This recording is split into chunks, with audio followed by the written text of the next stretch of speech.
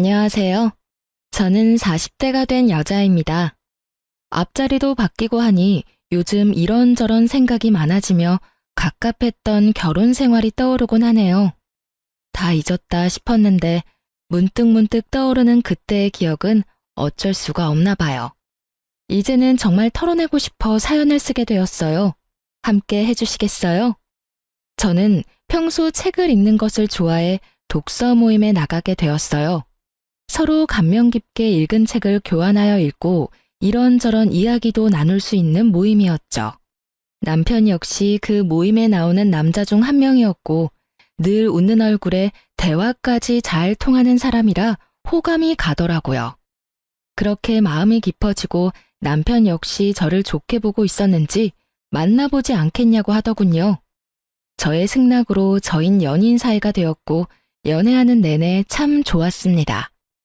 남편의 다정함, 배려심 깊은 모습, 다 좋았지만 무엇보다 저의 의견에 귀 기울여주고 제 뜻을 존중해주는 남편의 모습이 가장 좋았어요. 저흰 그 흔한 감정 싸움 한 번도 하지 않고 결혼까지 하게 되었죠. 순탄한 결혼이었어요. 결혼 준비를 할 당시 남편과 전 간소하게 하고 싶었는데 둘 다 외동이라 내심 걱정이 되더라고요. 아무래도 양가 부모님께서 바라는 게 많진 않을까 하고요. 하지만 상견례 자리에서 양가 부모님께선 저희의 의견을 존중하신다며 다 생략해도 된다고 말씀해 주셨고 그때부턴 일사천리로 진행되었던 것 같아요. 좀 걸렸던 것이 있다면 시모의 말투였는데요. 좀 강압적이라고 해야 할까? 명령조가 입에 붙었다고 해야 할까?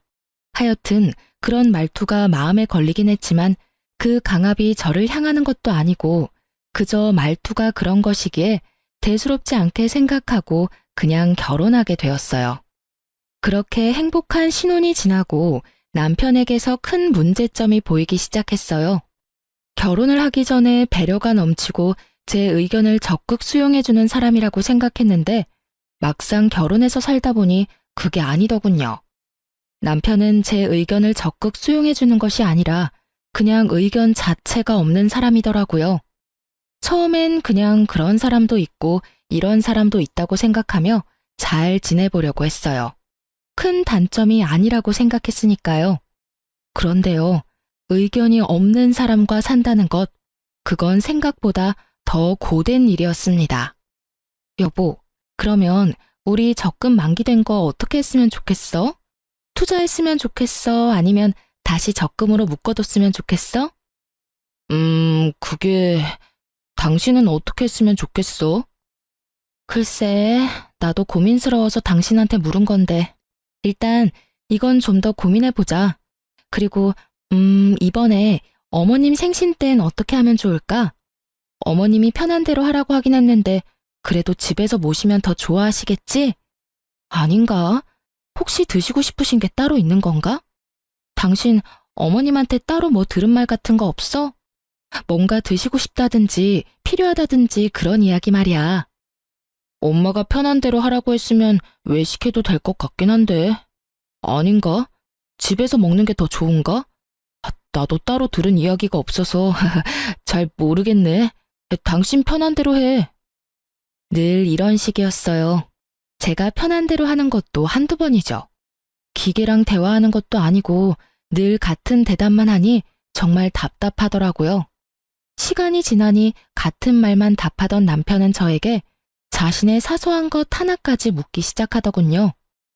여보, 나 차 고장나서 수리 맡겼거든? 그런데 며칠 걸린다네. 아, 그래? 그런데 표정이 왜 그렇게 안 좋아? 혹시 사고 나서 고장난 거야? 어디 다쳤어? 아니, 그런 건 아닌데. 나 출퇴근할 때 있잖아. 버스 타야 할까, 택시 타야 할까? 아, 지하철도 있지? 뭐 타고 가는 게 좋을까? 뭐? 그것 때문에 표정이 그렇게 심각한 거야? 그게 고민스러워서 난 정말 이런 거 결정하는 거 너무 힘들어. 뭘 그렇게 고민해. 최단 경로 검색해서 나오는 대로 타고 가. 그러면 되지. 그런 방법이 있었지? 그래, 알겠어. 이때까진 대수롭지 않게 생각했던 것 같아요.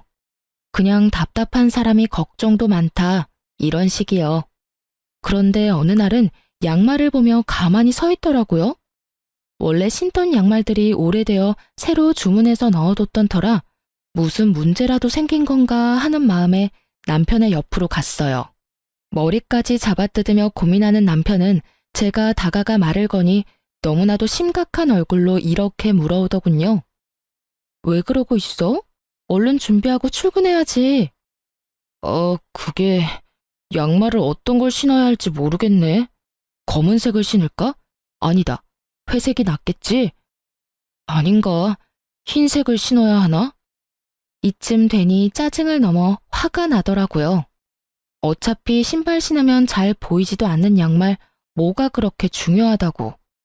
그리도 심각한 얼굴로 10분이 넘는 시간 동안 고민을 하고 있다니 패션 양말 골라 신는 것도 아니고 저로서는 참 이해가 되지 않았어요.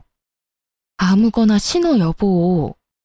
아무거나 신기엔 너무 고민스러워서 그래. 그러지 말고 여보가 좀 골라주면 안 돼? 여보가 무슨 유치원생도 아니고 이런 것까지 내가 골라줘야 해? 그냥 손 집히는 대로 신으면 되잖아. 양말통에 양말이 무슨 무지개 색깔로 있는 것도 아니고 내가 당신 편하라고 3가지 색깔만 넣어뒀잖아.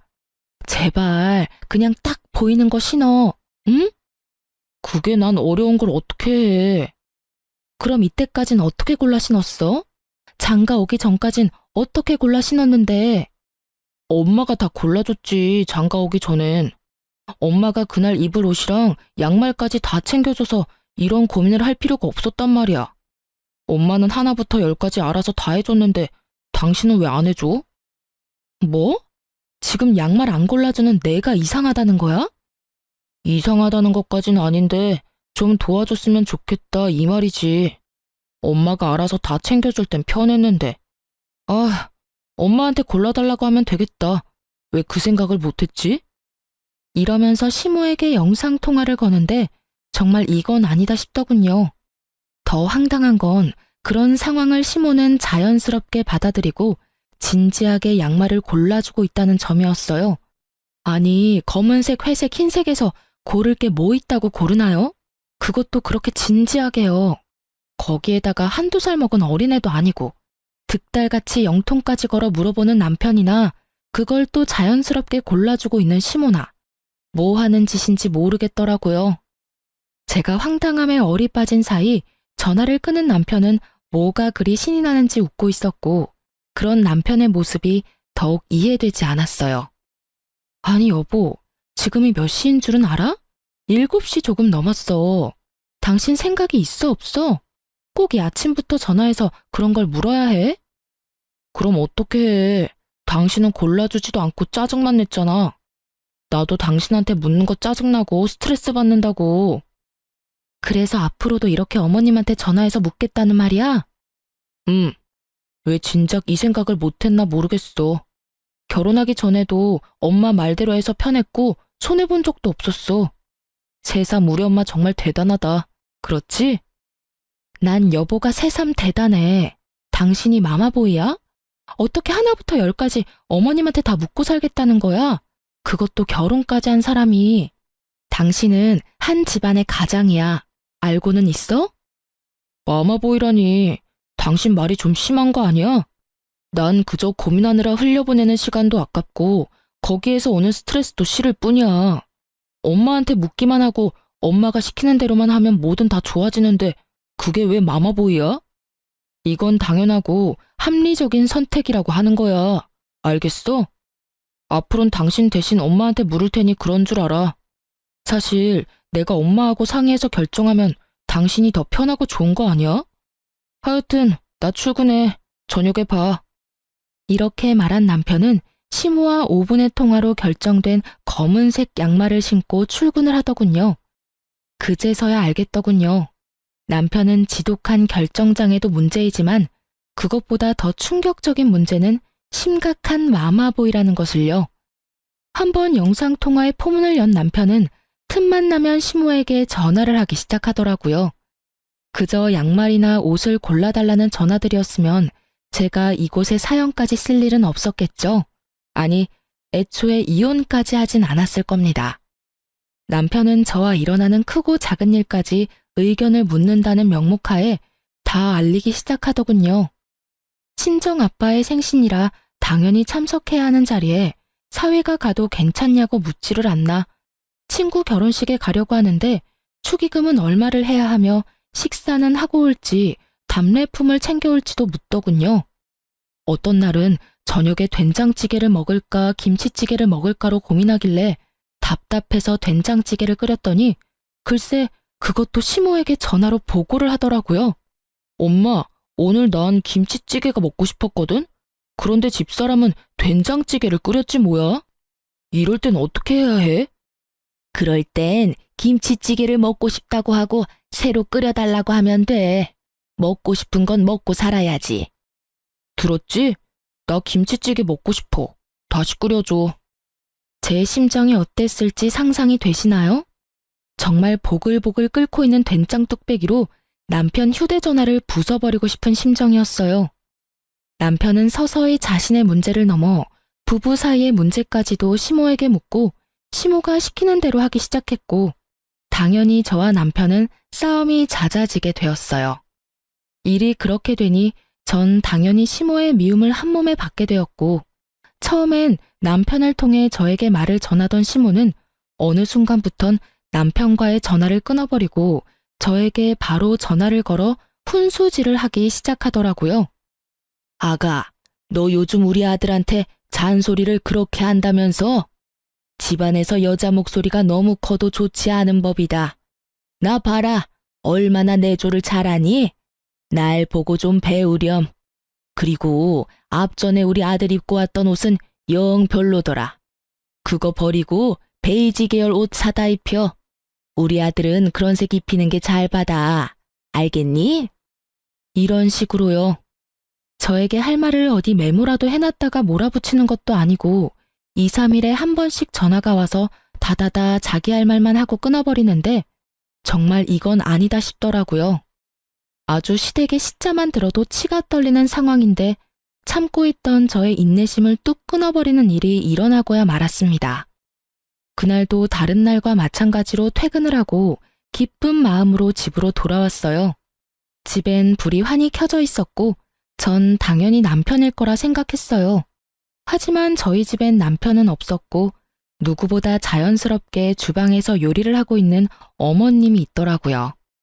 전 결혼을 하기 전부터 이건 절대 안 된다고 생각했던 것 중 한 가지가 이것이었어요.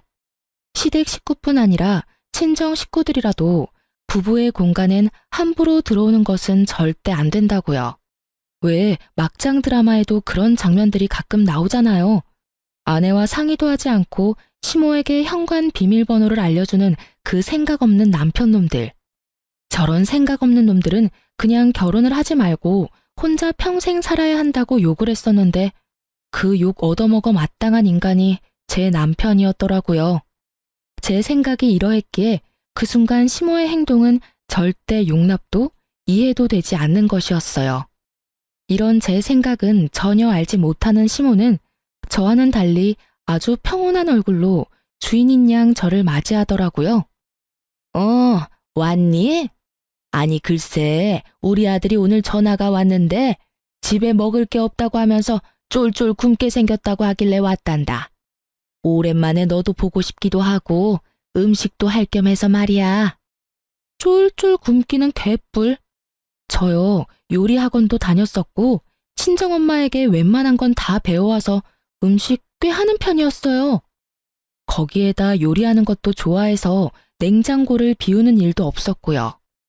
그날도 전날 밤에 미리 재워둔 갈비부터 해서 밑반찬 3가지, 묵국까지 한 끼는 제대로 먹고도 남을 음식들이 있었는데 왜 그런 전화를 했는지 도무지 이해가 되지 않더라고요. 이쯤 되니 남편은 그냥 저를 괴롭히고 싶은가 하는 생각도 슬슬 올라오며 저의 화는 더욱 솟구치고 있었죠. 그렇지 않고서야 일을 이렇게까지 만들 리는 없을 테니까요. 냉장고에 오늘 먹을거리 다 만들어뒀는데 그이가 못 봤나 봐요. 그렇지 않아도 봤는데 우리 아들이 먹을 만한 게 없더라. 우리 아들은 그런 거 싫어해. 너 그러고 서 있지 말고 얼른 옷부터 갈아입고 와서 옆에서 좀 보고 배워. 내가 오늘 우리 아들은 어떻게 해야 좋아하는지 알려줄 테니까 말이야. 제가 미리 재워둔 갈비를 개눈 감추듯 먹고 그 양념에 밥까지 말아먹은 사람인데 그런 걸 싫어한다뇨. 그리 잘 먹었던 것이 기억이 나 굳이 피곤한 몸을 이끌고 장보다가 손수 재워둔 것이었는데요. 그냥 시모가 오고 싶어 안달이나 아들 핑계를 대고 와서 주방을 점령한 것이 분명해 보이더라고요. 전 이대로는 안 되겠다 싶었고 일단 옷은 갈아입어야 했기에 방으로 들어와 옷을 갈아입으며 최대한 마음을 가라앉혔어요. 심호흡을 몇 번이나 했는지 몰라요. 아무리 이 상황이 황당하고 화가 난다고 해도 흥분을 한 채 어른에게 제 뜻을 전하고 싶지 않았으니까요. 그렇게 전 주방으로 향했고 여전히 바쁜 시모에게 최대한 정중하게 말을 했어요. 저 어머님 부탁이 있어요. 응? 부탁? 말해보렴. 앞으론 저한테 먼저 연락하고 오시면 안 될까요? 그러면 제가 일찍 마치고 와 있을 수도 있잖아요. 오늘처럼 이렇게 아무도 없는 집에 들어와 있는 건 아무래도 제가 좀 그래요, 어머님.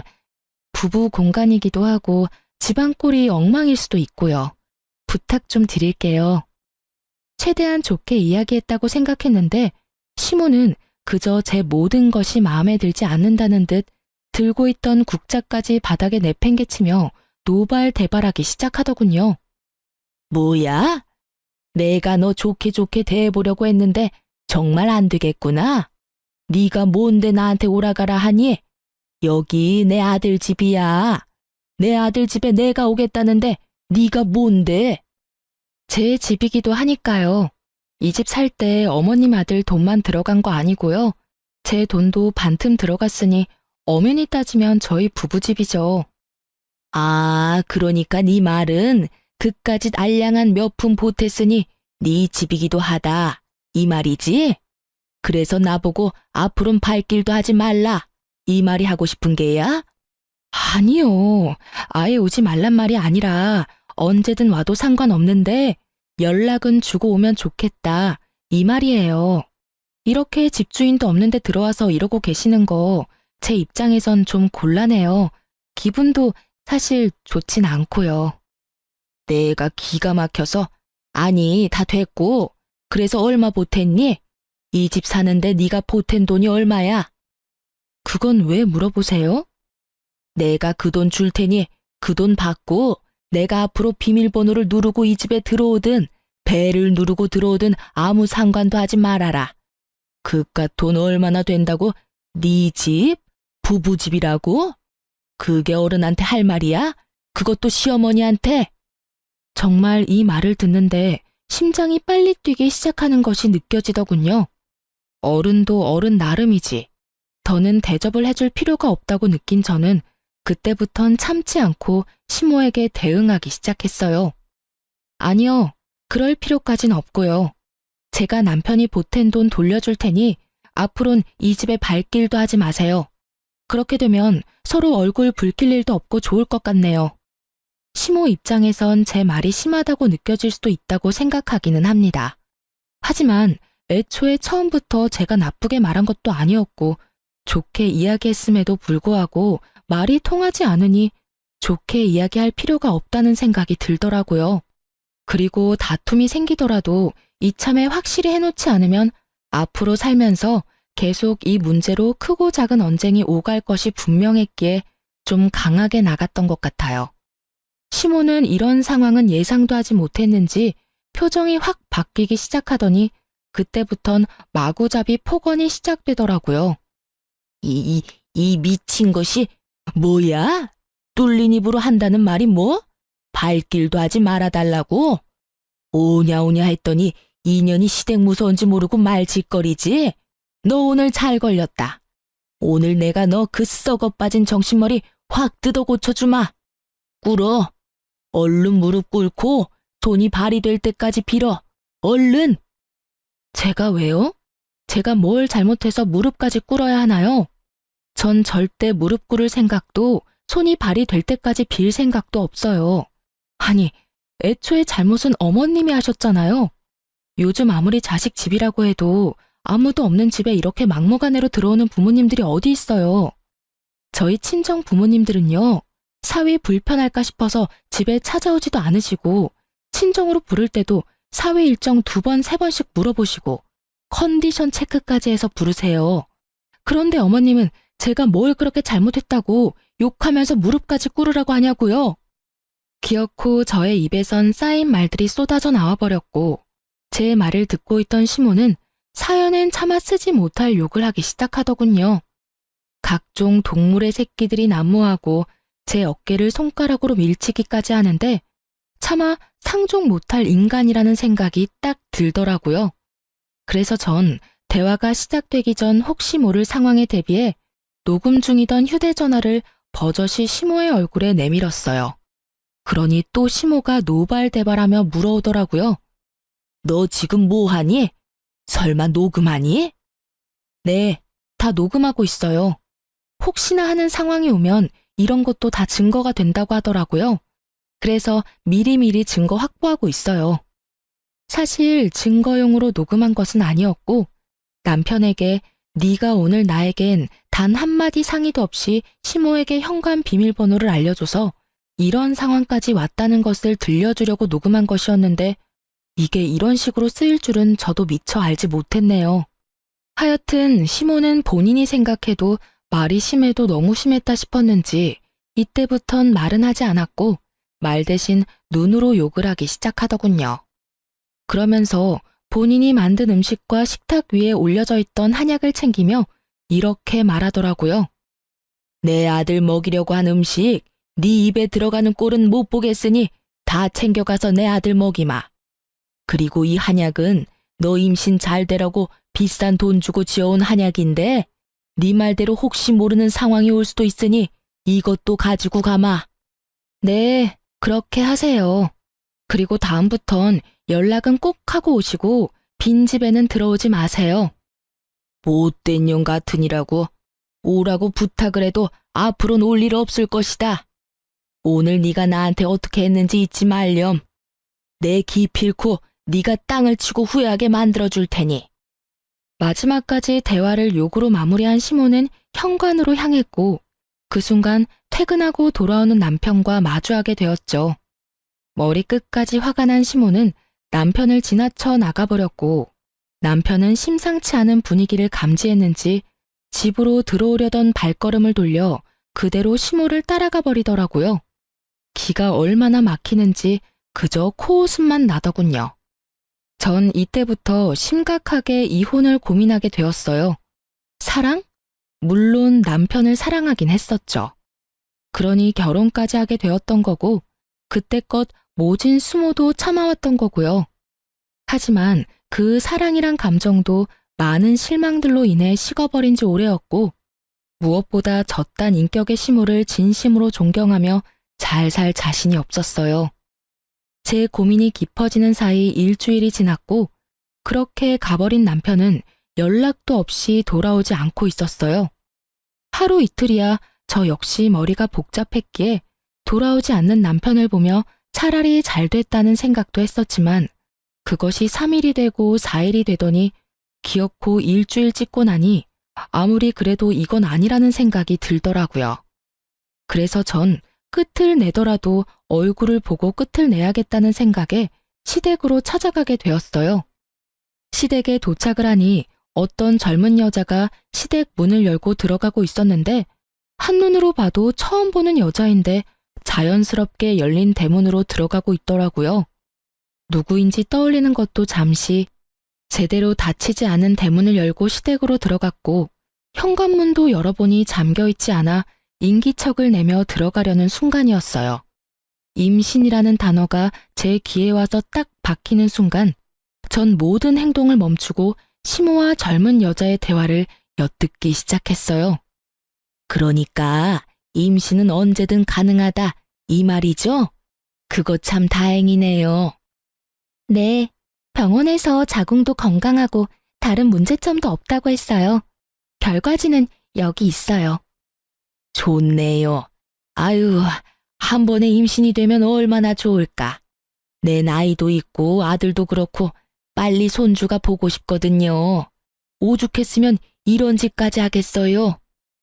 이야기를 들어보니 시모가 드디어 정신이 나갔는지 대리모를 들인 것 같더라고요. 당장이라도 그 잘난 아들 이혼이라도 시키고 싶은데 저에게 이혼 사유는 없고 그렇다고 제가 호락호락 이혼을 받아들이지 않을 것이 분명하고 그런 와중에 손주는 빨리 보고 싶은데 제 피가 섞인 손주는 보고 싶지 않았던 시모가 이 미친 짓을 꾸민 것이었어요. 이런 정신 나간 일에 남편의 뜻은 어땠는지 생각할 필요도 없었어요. 그 인간은 엄마 말이라면 똥이라도 처먹을 그런 인간이었으니까요. 아, 약은 잘 챙겨 먹고 있죠? 이 한약 유명한 한의원에서 지어온 임신 잘 되는 약이에요. 이왕 일 치르기로 한 거 빨리 끝내는 게 서로한테 좋지 않겠어요? 네, 들어오던 날부터 해서 3일 동안 하루도 빠지지 않고 잘 먹고 있어요. 오늘은 배도 유난히 더 따뜻한 것 같고 그렇네요. 그래요? 비싼 값 하네요. 그리고 다시 한번 말하지만 우리 바깥 양반 앞에서는 지금까지 했듯이 내 먼 친척 딸이라고 해주면 돼요. 절대 실수하면 안 되는 거 알고 있죠? 네, 그럼요. 실수하지 않도록 할게요. 걱정하지 마세요. 3일이나 됐더라고요. 남편이 시댁에서 지내기 시작한 지 고작 일주일인데 그 젊은 여자가 시댁에서 지내기 시작한 게 3일이라니. 어이도 없고 머리 끝까지 화도 차올랐지만 일단 전 그 자리를 벗어났어요. 들이닥쳐 다 엎어버리고 끝내버리기엔 벌인 일에 비해 너무 약한 벌을 주는 것 같았으니까요. 집으로 돌아온 전 당장이라도 남편 놈을 집으로 불러들여야 하나 고민도 했지만 이미 이혼도 결심했겠다. 남편 꼴도 보고 싶지 않을 뿐더러 남편이 시댁에 있어야 진정한 복수가 될 것 같아 그냥 두기로 했어요. 전 어떻게 해야 할지 고민했고 묘수가 될지 무리수가 될지 모르겠지만 한 가지 방법이 번뜩 떠오르더군요. 다음날 전 꽤 일찍부터 시모의 집 가까운 곳에 차를 주차하고 남편이 돌아오길 기다렸어요. 아무래도 저녁엔 시부도 집에 있을 것이고 일이 일어난다면 낮일 거란 생각에 일찍 서두른 것인데 아니나 다를까 점심시간이 지나자 반차라도 쓴 것인지 남편 놈이 모습을 드러내더라고요. 저는 숨죽여 시댁을 주시했고 뒤이어 시모가 나오는 모습을 보고 확신에 차 경찰에 대리모를 고용해 불법적인 행위가 일어나는 곳이 있다며 신고를 했습니다. 여러모로 고생이 많으신 경찰관분들은 정말 총알같이 출동을 해주셨고 저는 경찰관들을 대동하고선 시댁을 들이닥쳤어요. 남편이 집에 두고 간 시댁집 열쇠를 챙겨온 덕에 벨 따윈 누를 필요도 없이 그야말로 현장 급습을 하게 된 것이었죠. 갑작스럽게 들이닥친 저와 경찰관을 본 남편과 여자는 크게 당황을 하더라고요. 다행인지 불행인지 너무 빨리 들이닥치는 바람에 일을 치르기 전이었지만 그 정황들이 어떤 상황인지 모두 알려주고 있었죠.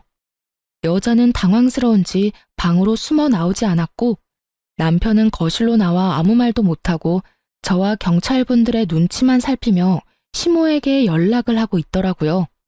뭐 당연한 일이라고 생각했네요. 저 생각이라고 없는 놈이 이 상황에서 무슨 말을 해낼 수 있겠어요? 시모는 근처에서 대기하고 있었는지 빨리도 돌아왔고 오면서 변명거리라도 생각했는지 신발을 벗기도 전에 말을 쏟아내고 있더라고요. 대리모라니 말도 안 돼요. 저 애는 우리 아들이랑 지금 만나고 있는 애라고요. 에? 유부남 아닌가요? 여기 이분이 부인이라고 하던데요. 유부남 맞아요. 맞긴 한데 곧 이혼할 예정이라 별거 중이었어요. 아무래도 며느리가 큰 오해를 하고 신고까지 한 모양인데 절대 그런 거 아니니 이만 돌아가 주세요. 이혼이라뇨? 전 이혼에 관해선 이야기 들은 적도 없는걸요. 다툰 건 남편이 아니라 어머님이랑 다퉜고 집 나간 남편이 일주일째 집에는 오지도 않고 시댁에 있었던 건 맞는데 이혼 이야기는 한 적도 없어요. 상반되는 주장에 경찰관은 이러지도 저러지도 못하는 상황이 되어버렸어요. 대리모 처벌을 받게 된다면 제일 좋은 상황이겠지만 찾아보니 불법적인 행위는 맞으나 그걸 증명하는 것이 몹시 어려울 뿐 아니라 현실적으로 힘들 수 있다는 걸 알고 있었기에 이쯤에서 경찰관들은 보내드리기로 했어요.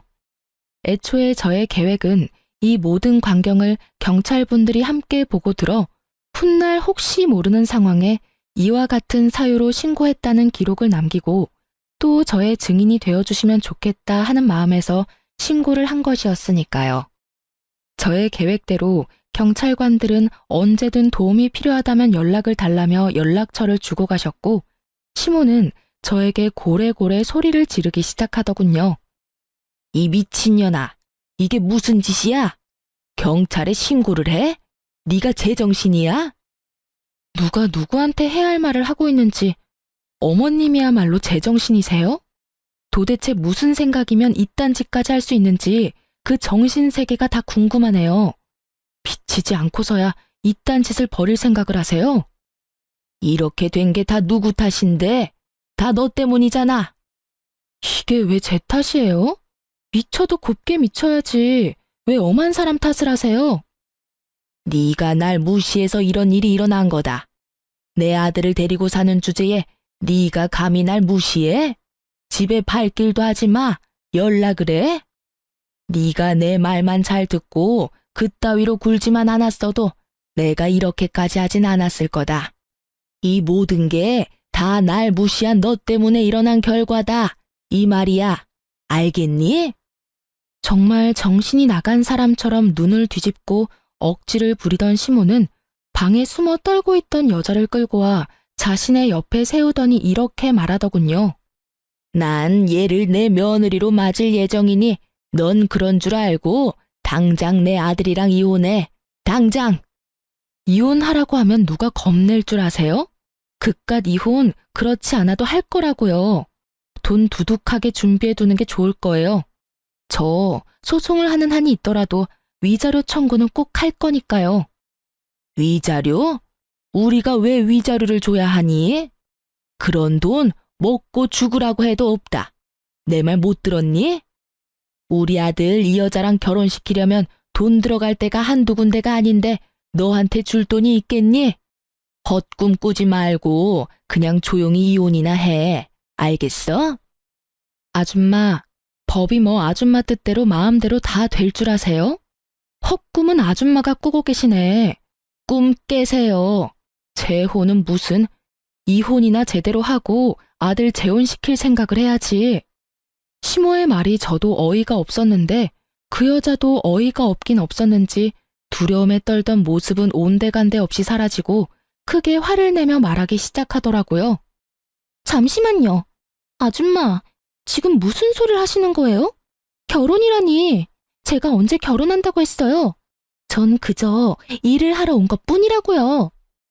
여자의 반박은 예상하지 못했는지 시모가 크게 당황하며 여자를 설득하기 시작하더라고요. 시모의 설득에도 여자의 마음을 돌리기엔 부족해 보였지만요. 그게 아가씨, 잘 생각해봐요. 우리 집 이 정도면 꽤 사는 편이고 우리 아들 능력도 좋아. 아가씨도 이런 일이나 하는 것보단 결혼해서 아기 낳고 안정적으로 사는 게 더 좋지 않겠어요? 며칠 되진 않았지만 내가 아가씨가 마음에 들어서 그래. 우리 바깥 양반한테야 사실 먼 친척이 아니라 친구 딸이었다고 둘러대면 되는 거고. 어때요? 좋지 않아요? 좋기는요? 제가 비록 돈이 급해서 이런 제안을 받아들이긴 했지만 이딴 남자랑 결혼할 생각은 죽어도 없다고요. 거기에다가 이런 시어머니라니 제가 미쳤어요? 그리고 유부남이라니 이혼남이라고 했잖아요. 이혼했는데 자녀는 꼭 보고 싶어서 어쩔 수 없이 이런 방법까지 찾게 됐다면서 그래놓고선 기막혀서 정말. 저 그만둘게요. 어차피 그 한약만 먹었다 뿐이지 일은 시작도 못했고 돈도 못 받았으니까 없던 걸로 치자고요. 그럼 전 가볼 테니 집안일은 알아서들 해결하시라고요. 아가씨, 그러지 말고 다시 생각해 봐요. 몇 번을 생각해도 제 생각은 변하지 않으니 이것 좀 놓으시라고요. 간절하게도 매달리는 시모의 팔을 뿌리친 여자는 자신의 짐을 챙겨 현관문을 열었고 그 순간 사람들이 우르르 넘어지듯 시댁으로 들어오는 것이 아니겠어요? 알고 보니 조용한 동네에 경찰들이 왔다 갔다 하니 궁금했던 동네 사람들이 시댁 앞으로 서성이기 시작했고 궁금증을 참지 못했던 몇몇 분들이 열린 대문으로 들어가기 시작하자 뒤따라 많은 사람이 들어오게 되었고 그렇게 모인 사람들은 현관 앞에 귀를 세우고 모든 대화를 엿듣게 된 것이었어요. 동네에서 온갖 고상한 척은 혼자 다 하며 시모 홀로 저 세상 우아한 척은 다 하고 다닌 것을 아는 저로서는 참 눈물나게 웃긴 상황이었지만 시모에겐 그만큼 치욕스러운 일이 없는지 얼굴이 홍당무처럼 붉어졌더라고요. 이게 무슨 개망신이야? 다들 뭘 보고 있어요? 당장 나가지 못해요? 시모의 호통에 다들 밖으로 나가긴 했지만 눈빛들이 초롱초롱한 걸 보아하니 중요한 내용은 다 들은 것 같더라고요. 시모는 이런 상황 역시 전부 제 탓으로 돌리고 싶은지 저에게 또 온갖 말을 쏟아내더라고요. 이게 다 니년 때문이라고. 이게 무슨 망신이야? 이제 동네에 얼굴을 어떻게 들고 다니냐 이 말이다. 이 와중에도 제 탓인가요? 정말 이 정도는 병이에요. 나한테 이러고 있을 시간에 병원이라도 가보는 건 어때요? 요새 정신병원 생각보다 좋다고요. 무엇이 어쩌고 저째? 너 내가 가만둘지 알아? 너 이렇게 독하고 되바라지지 못한 년이라고 다 소문내고 다닐 거다. 그렇게 되면 네가 얼굴이라도 똑바로 들고 다닐 수 있을지 알아? 네 인생 거기에서 끝이다 이거야. 아줌마, 명예훼손이라는 죄가 생각보다 커요. 그러다 제가 합의라도 안 해주면 어디 가야 하는지는 잘 알고 있죠? 깜빵 가야 해요, 깜빵. 뭐 생활비 안 들고 좋긴 하겠네요. 머리채 정도는 잡혀줄 요량으로 한 말인데 시모는 아무 말도 하지 못하고선 목덜미만 잡고 곡소리를 내고 있더군요. 마음에 담아뒀던 말도 다 했겠다. 상황을 보니 제가 거기에서 더 할 일은 없어 보이더라고요. 이미 제가 바랬던 것보다 더욱 만족스러운 상황이었으니까요. 전 한 가지 중요한 사실과 더불어 이혼을 통보하고선 시댁에서 나왔어요. 혹시 알아? 나 여기 들어오는 순간부터 시작해서 지금까지 다 녹음 중이야. 덕분에 이혼 과정이 좀 더 수월할 것 같네. 이혼 서류 보낼 테니까 도장 찍어서 법원으로 가지고 와. 그러면 법원에서 보자. 혼자 오기 그러면 네 엄마랑 오든가 해. 전 집으로 돌아왔고 실시간으로 변하는 감정 앞에 울다가 웃다가를 계속해서 반복했던 것 같아요. 생각보다 더 잔혹했고 더 아프더라고요. 그렇게 감정의 널뛰기 속에서 헤어나오고 있는 순간 시모와 남편이 찾아왔더라고요. 그 순간에도 남편은 입을 다물고 있었고 시모가 주도해서 말하기 시작했어요. 예, 일이 이렇게까지 됐는데 계속 같이 살라는 말은 하지 않으마. 이혼은 물론이고 조건도 다 맞춰줄 테니 부탁 한 가지만 들어주면 안 되겠니? 부탁이요? 그래, 뭐 어려운 건 아니고 혹시나 우리 영감한테 연락이 와서 이혼하는 이유에 관해서 물으면 그냥 성격 차이라고 해주면 안 되겠니?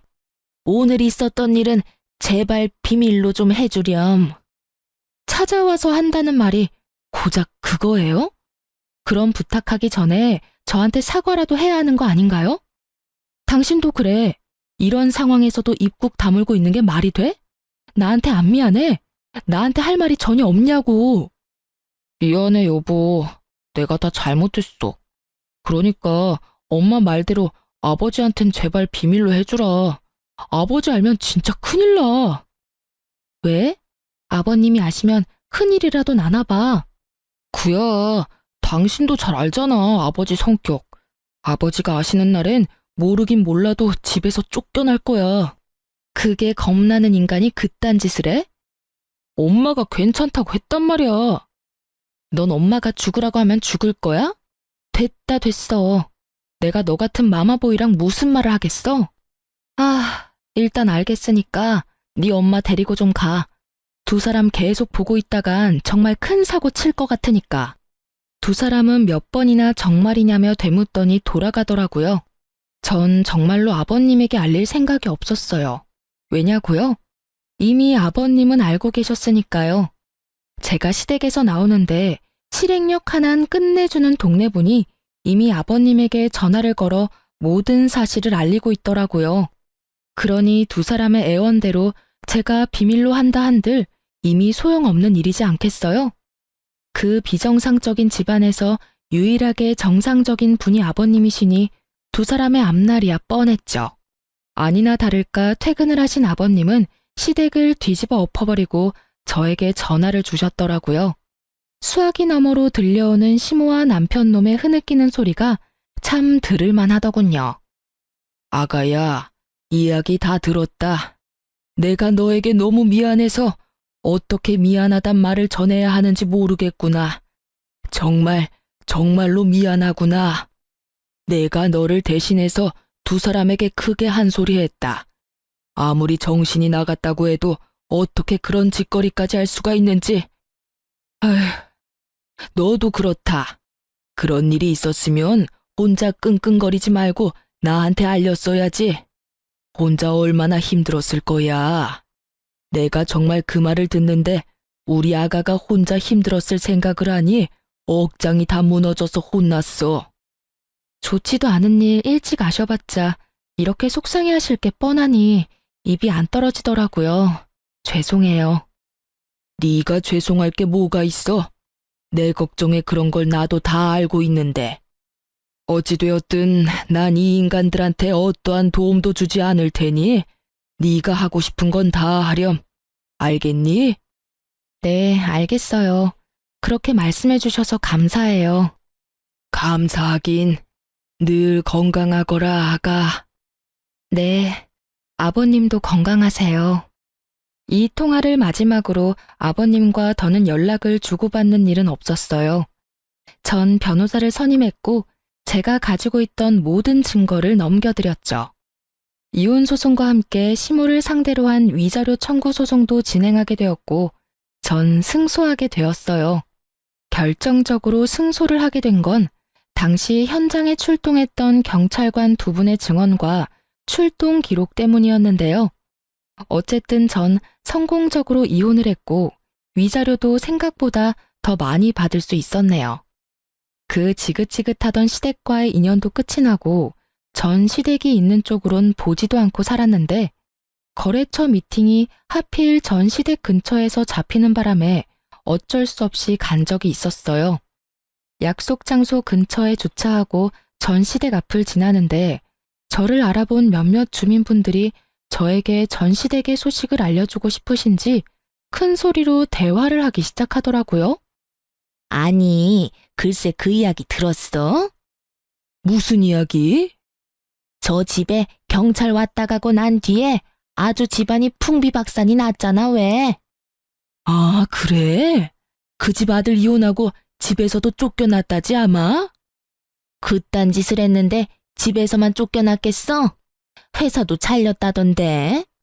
마침 마트 집 딸이 저 집 아들이랑 같은 회사를 다녔지 뭐야. 바람이라고 하든 사랑이라고 하든 엄연한 범죄인데 회사에도 소문이 쫙 돌아서 결국 잘렸다고 하더라니까. 그거 참 꼴 좋다고 생각하며 걸음을 서두르려는데 아직 남은 이야기가 있는지 저를 따라오며 대화를 하시더라고요. 그런데 아들은 그렇다 치고 그 옆에 내는 왜 안 보여? 에? 몰랐어? 그 옆에 내도 집에서 쫓겨났잖아. 집안을 풍비박산을 내놨는데 안 쫓겨나고 배겨? 온 동네를 누비고 다니면서 온갖 고상한 척은 혼자 다 하더니 결국 이혼당하고 집에서 쫓겨나고. 그러게 장가가면 내 아들 아니다 하고 살아야지. 요즘 시댁이 옛날 시댁이랑 같나? 하여튼 이혼당하고 쫓겨날 때도 얼마 받지도 못했다고 하더라고. 그 나이에 쥐꼬리만한 돈 받아서 쫓겨났으니 노년 참 고달프게 생겼어. 어머, 그래서 요즘 안 보였나 보네. 난 또 창피해서 밖에 안 나오는 건 줄 알았지. 그 옆편 내 얼굴에 철판이 얼마나 두꺼운데 그런 일이 있었다고 집에 처박혀 있겠어?